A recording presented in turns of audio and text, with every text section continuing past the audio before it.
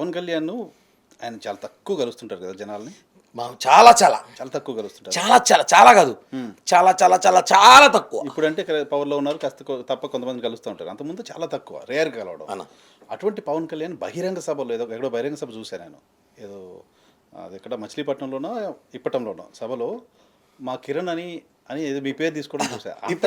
ఇప్పటంలోనా? ఇప్పటం ఎలా గుర్తుపెట్టుకోగలిగాడు అన్న అంటే ఆయన కొంతమంది వ్యక్తులు బాగా ఇష్టం ఉంటారు. నాకు తెలిసి మీరు అంతకంటే పెద్ద కలిసిన వాళ్ళు కూడా ఉండుంటారేమో. అంతమంది కలిసా 5-6 సార్లు కలిసా నేను. 5-6 సార్లు కలిసిన పేరు తీసుకుని ఏదో ఇన్సిడెంట్ అంటే మనం చేసిన కార్యక్రమం అన్నీ నేనా ఆయన తిట్టుకో కార్యక్రమం చేయను వద్దని చెప్పి కూడా చేయించుకున్నాం. కిరణ్ అది వద్దంటే అదే చేసేవాళ్ళం మనం. వాళ్ళని తిట్టద్దంటే రోజా తిట్టదని 100 సార్లు చెప్పాను నాకు. నిజమా? ప్రామిస్. రోజాకి సిగ్గుండ మాట చెప్పడానికి.